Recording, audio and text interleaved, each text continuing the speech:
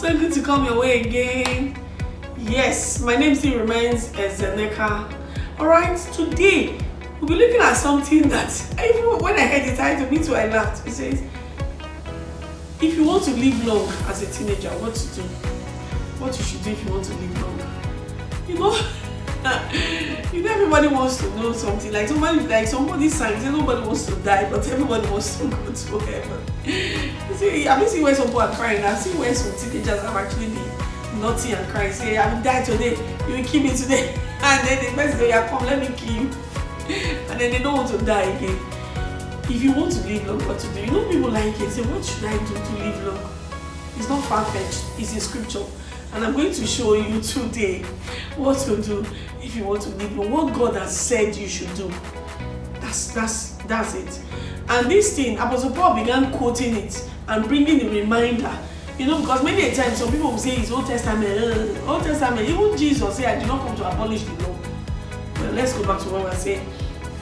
In Ephesians chapter 6, verse 2, Apostle Paul said there, he was just quoting what God had given in Exodus 20, and he was saying that if you want to live long and your life to be full of blessings and for you to go and live long, he said, children, obey your parents in the Lord, for this is right.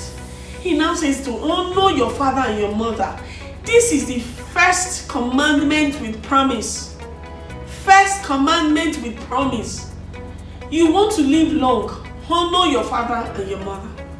Now, why do we find it difficult? One of the things that comes with the teenage stage for free, like I always say, is rebellion. It's free of charge. You don't pay. It just follows you. Once you open the door, it follows you, and you will not want to leave you except you push it. So there's always that tendency, because you feel that you're too old to be called a child. Well, you don't think that you're too young to be an adult.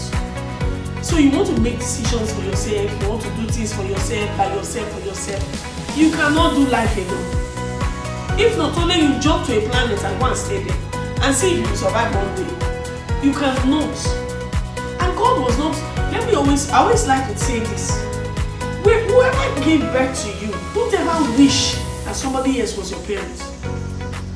God did not make mistakes. I know that some of us can say, you don't know what my mom, you don't know my daddy. It's okay. If they know better, they will do better. Always mark it. Because you become a parent very soon. Give yourself 10, 15 years. You become a parent. And then you will know. So if you want to really live long, you want your life to be full of blessings, please. Even in Proverbs chapter 20, verse 20, the teacher wrote there, I'm calling teacher Solomon, the writer of Proverbs, wrote there that anybody who winks at his father and mother and says that, he says his life will be sniffed out in utter darkness. That is also death. When you don't obey your parents. Why do you think God didn't know what he was doing when he said this thing? And then these people again are saying it to you, that you obey your parents. I know that you feel that they don't understand you. There's always that issue of they don't understand me. Now, like somebody once told me, instead of you to seek to be understood, seek to understand them. Alright?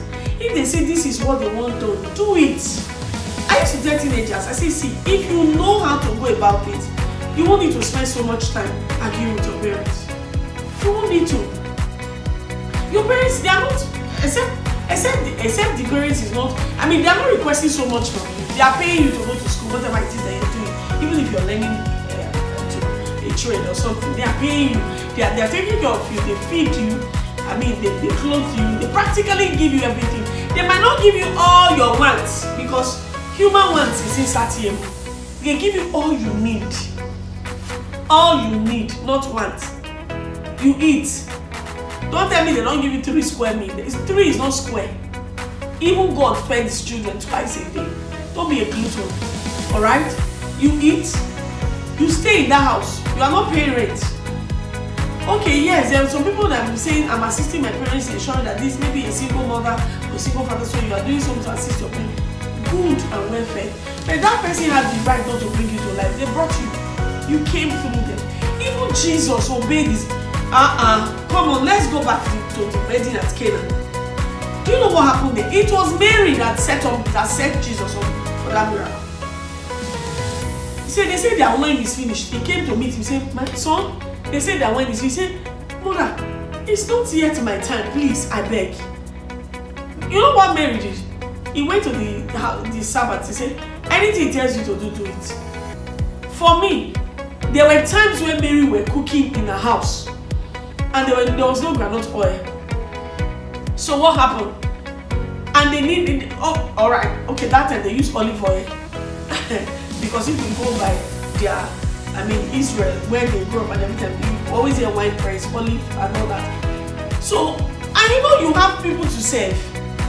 How are you going to go back to the olive to go and start pressing oil and everything? So I remember those times that means Jesus had taken water before and turned it into olive oil.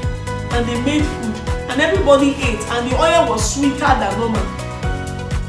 Mary must have experienced Jesus enough for her to now say, Jesus could have walked away from the wedding, don't you think so? He did not. Even Jesus. You see, God knows what he's doing. He brought Jesus through a family. He didn't just say, and I saw, yeah. That's the difference between Adam and Jesus. Adam did not have anybody who spoke to him. He just became a man, full-blown man. So today, I'm encouraging you. If you have issues, there's something called friction. That's what we call it. Issues with your parents because they don't understand you. And you too, you don't understand them. Can you seek to understand them? Can you not argue with them when they are not happy? Can you not shout when they are? Can you just listen? Now, there are things you need to learn. You need to learn to listen more and talk less. Because, yes, it makes you unruly when you're shouting and talking and they are talking at the same time. They are not your mates, first of all. That's why they will keep reminding you. Some of you say, my mom will now remind me of what she did, how she suffered for me.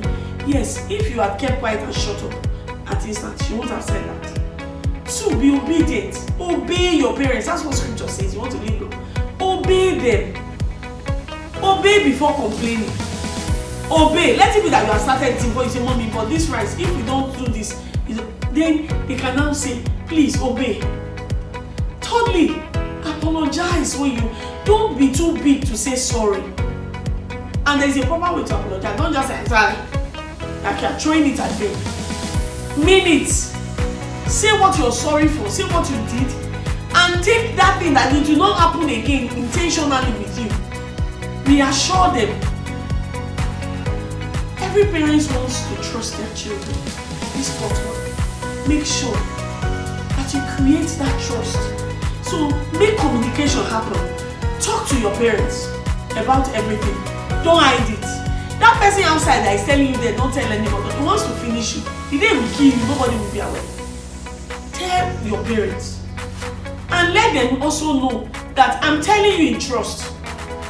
So don't say, if I tell my mom, you should not go and say it outside. You need to let her know, Mommy, please, when I tell you things, there are things I just want you to be yours. Alright? So that you can tell me here. Some of you will say, you should not want to tell everybody my age. Come on. Parents will always be parents. You become that different parents. You see the things that you don't like that your parents are doing. Don't complain about it. Start praying that you will not be like that. Because the things you are complaining about, very soon you discover that you will be worse. It's not a cause. You just find yourself just walking inside the same thing that you are complaining about. So today, I'm encouraging you to find time and make sure that you do these things. And lastly, respect your parents. Give them that accord. Appreciate them in that respect. Learn to say thank you. Don't see that they owe you. They don't owe you. What are people that their parents, as they gave birth to them, they were coming, the parents had accident and died. They don't have parents again. Some of them are now in foster homes. Some of them are in orphanages. And when they get to 18 years, the orphanage will kick them out, use them to collect money and do all sorts of things. They don't have the privileges that you have. You that have that privilege, use it wisely. God is not, He knows what He's doing when He says obey your parents. Okay? I know that parents ought not to provoke their children, but you see, life happens. Life happens to them. And if you check deep down inside of them, they don't want to. The thing that they are doing to you, they don't want to do it, but they don't even know how. That's why you must pray for them. That's the last one. Pray for them. Pray for your parents. Sometimes they are stressed in their business, they are stressed in their workplace, they are stressed. They don't even know, they are at a crossroad, they don't know what to do. Sometimes they feel like running away. I've spoken to some parents who say, I just feel like running away from my children and everything. Just run away. Because they are overwhelmed, they are tired. Pray for your parents. When you pray, God will begin to reveal His heart for them. And you begin to get prophetic words, those are encouraging, comforting words that you can tell them and say, Mommy, I was praying for you yesterday. And I sense God saying you should relax. That is in charge. It might not mean anything to you, but it will mean something to her. You see her even crying or holding up to say, are you serious? God told you that about me. Pray for your parents. They need the prayers. It's not easy on them. Sometimes they sacrifice so much just to ensure that you get all that you need. Just imagine if you still come at that age to say, I beg, if you know you cannot take care of me, why do you give birth to me? Don't say words that are hurting. Discover your parents' love language and show them love. And I'm sure that's what we'll look at next time. How to love your parents with their love languages. And find out what their personality type is. You can walk around it as God strengthens you. So you want to live long, don't forget to obey your parents, to honor them, to love them, to respect them, to pray for them. To ensure that you don't talk when they are talking, listen when they speak, and seek to understand them. As you do this, you will find out that you will have better relationship. You will not just live long, but you will have better relationship with your parents. And they will always pray for you and bless you. And you will receive full reward and blessings from God the Father. The Lord bless you and keep you. Shalom. See you in our next video.